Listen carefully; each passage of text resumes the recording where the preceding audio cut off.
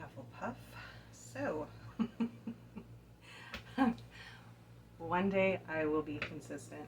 I can just hope that one day I get to that point where I don't let external forces suck the life out of me so much to where I just can't focus on the things that I want to do. But here I am. Welcome to your weekly general reading, although at this point it's like monthly, but we'll see how that goes. This is for Hufflepuff. Obviously you can see that.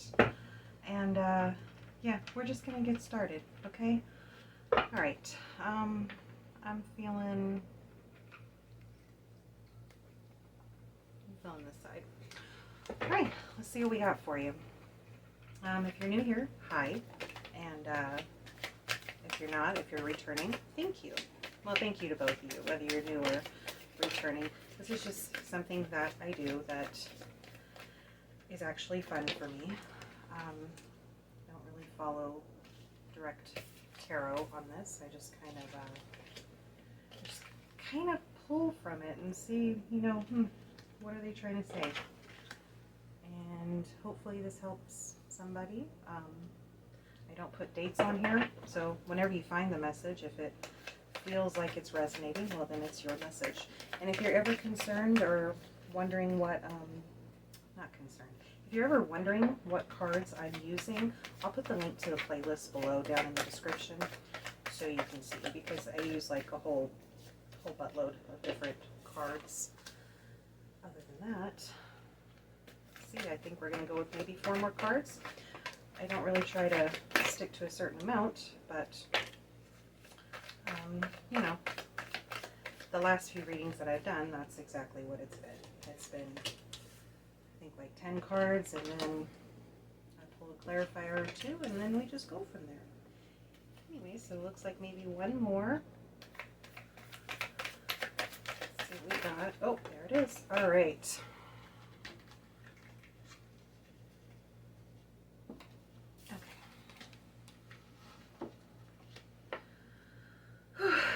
It's been a good minute, guys. It's been a good minute.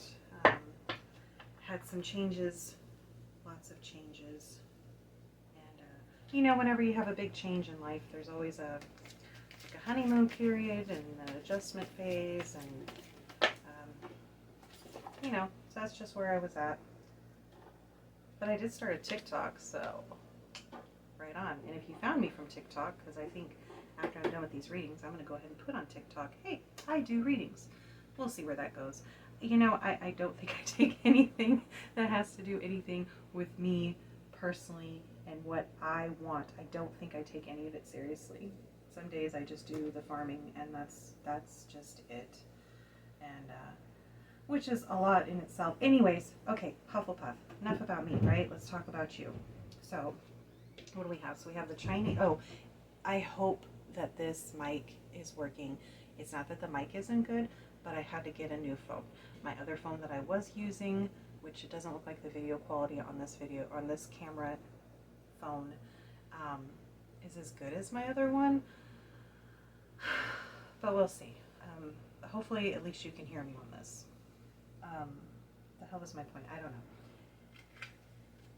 Anyways, if this doesn't match up with the quality of my other videos, not that the quality was that great, but anyway, that's why. Okay, I had to get a new phone. My other phone died. Just completely said screw you and went off. Okay, so we have the Chinese Fireball Dragon. And then, and today's September 1st, and everybody's returning to Hogwarts today, so I like that. That's the Great Hall, very welcoming, all lit up. Xenophilius Lovegood and the Department of Mysteries is next.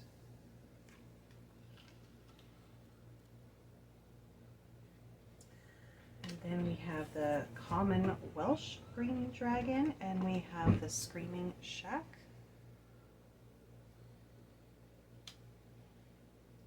And kind of like a, almost in the distance kind of look to it. Although I think I do have one more picture where it's even further away. Did I say Screaming Shack? Ooh, Shrieking Shack.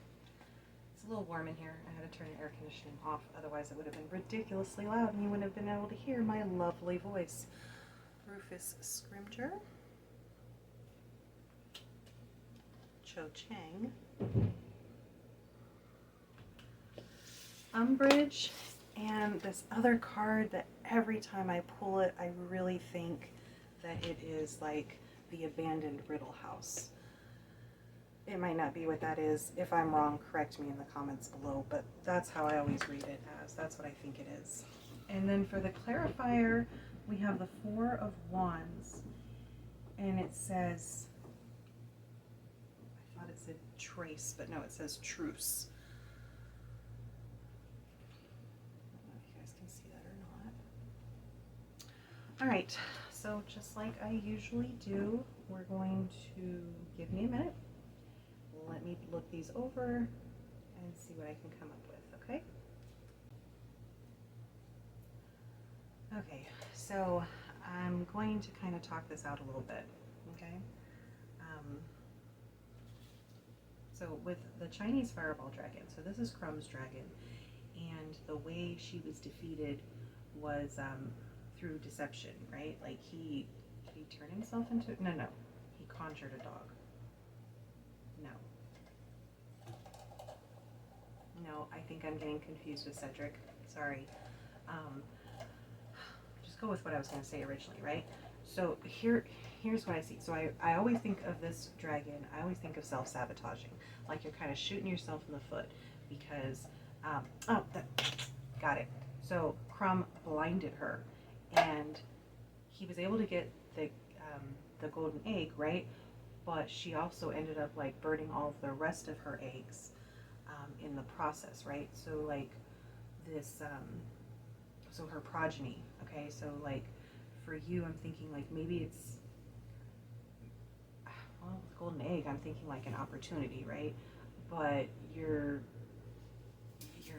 kind of, something you're doing, you're self-sabotaging yourself. Like you're burning your nest, you're burning your home, you're ruining your chances for some kind of future something, okay? Let me go a little bit further. Okay, and then next you have the Great Hall. And I just see like this beautiful, like this opportunity, this beginning of something, but it's kind of like you're not really sure because it's new, right? So this is something new. And then when you get to Xenophilius, you have that suspicious energy, that kind of nonsense too, right? Because he's the editor of the Quibbler and nobody else really buys what he's saying, right? I'm not saying they don't buy the magazine, but there's like a lot of people that are like, okay, this guy's like on the fringe, kind of a whack job, right? That's how everybody else is seeing him. And so this is giving me that vibe of like you're on this path to be blind to this new opportunity, this new path, this new destination, and you're really getting paranoid about it, right? Because in this moment right here, he is paranoid, right? Like his daughter is missing, well, not missing, but she's been kidnapped, basically being held for ransom. He's going to have to betray Harry, who up until that moment he was very pro Harry, but because of that support, right, he ended up being him and his daughter were ended up victimized and just, you know, used as pawns. And then with the Department of Mysteries, it's all of that like extra information, and I'm just seeing that as like your brain, and you have just all of these like these what if games, right? Like, well, what if this goes wrong, or what if this goes wrong, and you're playing all of these scenarios in your head, and that's really wrapping you up, and you're focusing a lot of energy on this. You know, they both have like this hall energy. One's really, really bright, and then this one's just really dark, right? And it's, which ties in really well with truce, but I'll get to that in a moment. So it could be this beautiful thing, but you're scared because it's new and you're suspicious of it, and you're turning what could be this beautiful thing, you're dwelling in this space where you just don't know and you're afraid of this unknown. And then with the Welsh Green Dragon, she's the most gentle, right? She, in fact, I'm always going to say it, Floor should have won, because she only got a little singed on the hem of her dress, and or her robe, right? So technically she should have won, but because she got burned, oh, she didn't. Anyways, and even just as a dragon, anyways, out of all of the dragons, this one is one of the most gentle ones. They don't usually attack humans. So basically, what I'm saying is, like, you've got this really scary one right here, and it's not so scary, right? Like, you've got this scary monster energy that's making you just afraid. But I'm seeing that it's not. Like, maybe you don't have anything to be afraid of. Okay, then over here at the Shrieking Shack, yes. I feel like this isolation, right? And it's kind of like on top of a hill. And so you're looking, either you're looking out of it or you're looking towards it, or you're even just walking towards it. Let me think on that for a second. It is a scary abode. Everybody's afraid of it, but it's not what it seems, right? And it's to me, it's looking like it's a destination, right? Like you gotta head towards this one point. You gotta get to you gotta move up that hill and get to your destination. Like climb that mountain, right? This is something you kind of have to do, or you're gonna have to do regardless. Scrimgeour took over, right?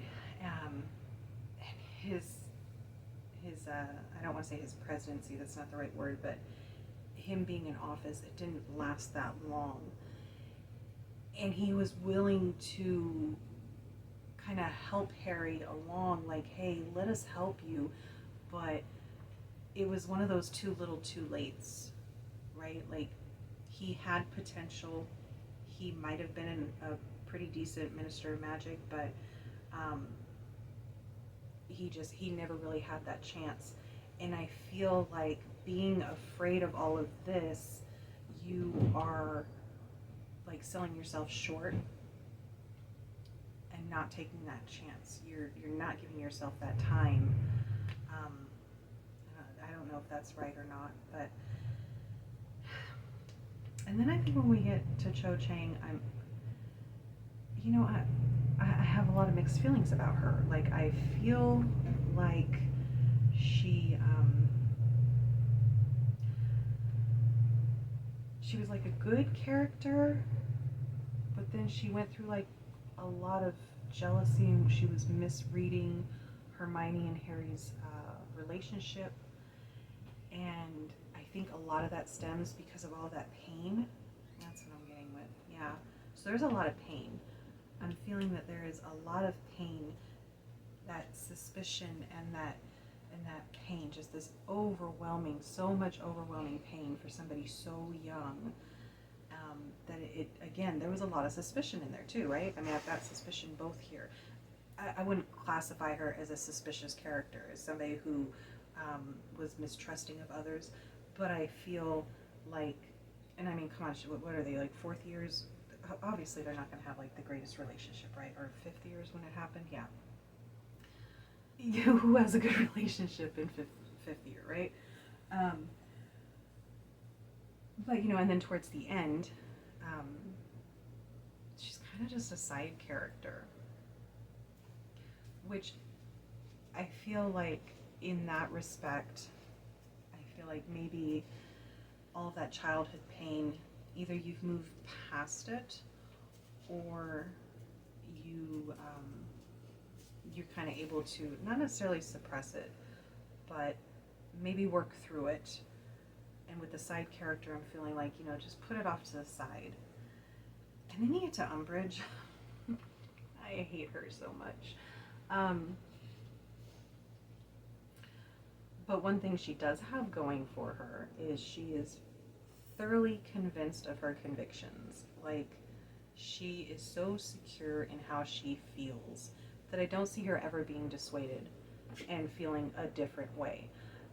with that comes a lot of prejudices, and just this really asinine and archaic way of seeing things, which with both of them looking that way and him looking kind of like just stuck, right? Like in this picture, he just looks so stuck and confused and frightened. And again, with that not living up to his full potential.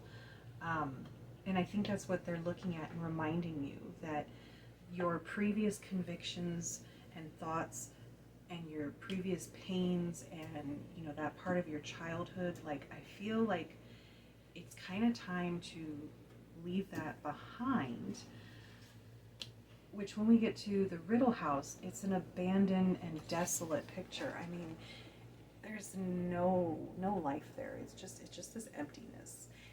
And I feel like with the Truce card being like the overall energy and these two coming at this very balancing position, I feel like that Truce is definitely saying, hey, look, you're coming up to a new monster, right? Like a new boss that you're going to have to battle.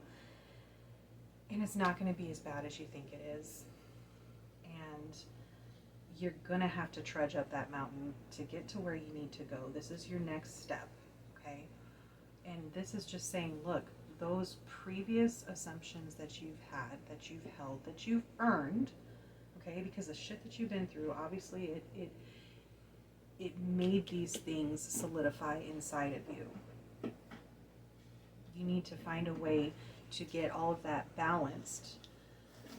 Kind of call a truce into that. Don't let your fear and your pain and your preconceived notions, don't let those lead you into where you gotta go. Because once you get up over that hill, you're walking into a blank slate, a new beginning.